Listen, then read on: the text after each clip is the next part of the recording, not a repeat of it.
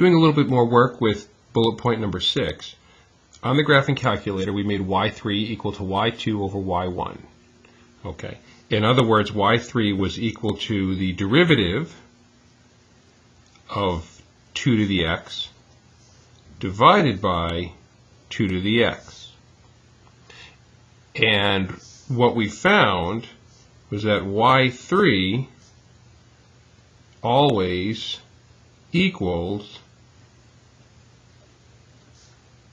0.6932, or approximately equals that value, because there's more to the decimal, but if we round to the fourth place there, we're looking at an approximate value of y3 being 0.6932.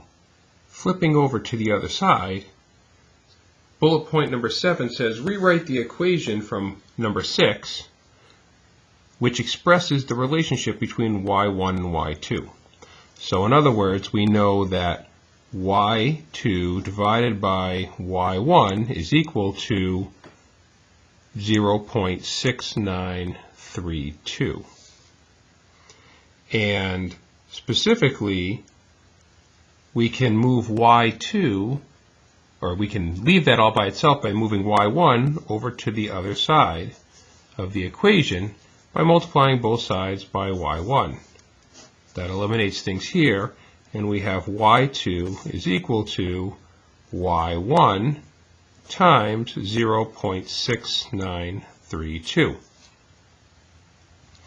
Bullet point number 8 says, based off of this new equation right here, write the formula for the derivative of 2 to the x.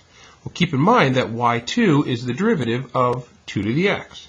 So the derivative of 2 to the x equals y1, which we know was 2 to the x, times 0.6932. So in other words, the derivative of 2 to the x is 2 to the x times this messy decimal. And bullet point number 9 says, well, we just found out a derivative of 2 to the x. Part of it's easy, part of it's a little messy. Does this whole relationship hold true if we're dealing with 3 to the x? So we're going to go back to the graphing calculator and make a equal to 3. We're back on the computer. We still have y1 as a to the x, y2 as the derivative of a to the x, and y3 as the ratio of the two functions. But a is currently set to 2. We want to change it to 3.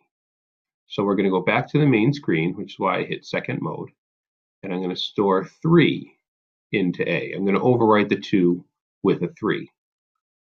And now when we go back to the graph, actually, first I'm going to go to y equals. I'm going to turn off y3 real quick by just hitting enter on the equal sign. So now it's not highlighted, and therefore we're not going to graph it. If we look at the graph, this blue graph, once again, is y equals 3 to the x. And this red curve is the derivative of 3 to the x. And look at that. They are almost identical. I mean, the red overwrites the blue initially, and then they begin to separate as x becomes positive. And in fact, they will separate more and more. But they are rather close to each other. So let's take a look at their ratio again and go back to y equals. And I'm going to turn y3 back on real quick. And then I'm going to go to the table. So second, pull up my table. And here are the 3 functions. Now, y1 should be tripling just in the same manner that y1 was doubling when the function was 2 to the x. Now it's 3 to the x. And lo and behold, 1, 3, 9, 27, our blue column is tripling every time. And we know that our red column should be tripling too. And it does seem to be the case. This is a touch under 10, so this is a touch under 30, so this is a touch under 90, so this is a touch under 270. So we are in fact looking at a triple in the red column. And once again, we have the same ratio in every single value for the y3. So no. Back on the main page, we just noticed from bullet point number 9 that we have the similar idea whether a was equal to 2 or a was equal to 3. So when we write a formula for the derivative of y equals 3 to the x, we're going to have the derivative of 3 to the x, oops, up there, is equal to 3 to the x times 1.0987. And this format is quite close, can actually get them both on the screen, to our other derivative of 2 to the x. Right? 2 to the x derived to 2 to the x times this ugly decimal. 3 to the x derived to 3 to the x times this ugly decimal. So if we were to write a general formula for the derivative of a to the x, any exponential function, we can say that, and again I'm being very general here, if f of x is equal to a to the x, then f prime of x will also be a to the x times, and to be quite general, let's call it an ugly decimal. Okay. So exponential functions derive to exponential functions. Right? It's specific, it derives to itself times an ugly decimal. Which brings us to the last bullet point. That number in y3 was not pretty. It was rather ugly.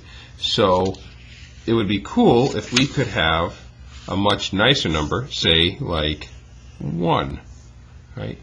What value of a would cause us to have a 1?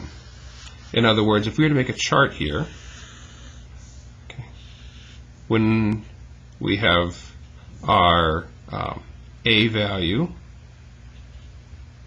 and we have our decimal, okay, we know that when a was 2, the decimal was 0.6932. When a was 3, the decimal was 1.0987. And the question is, what value of a would get a number in between these two decimals, specifically a nice looking number of 1? So if you have your calculator with you, continue to change the value of a on your screen. Pick a number between 2 and 3 and see if you can figure out what that decimal is in between 2 and 3, such that when a is equal to that decimal, the ugly decimal over here ends up being the very nice number of 1.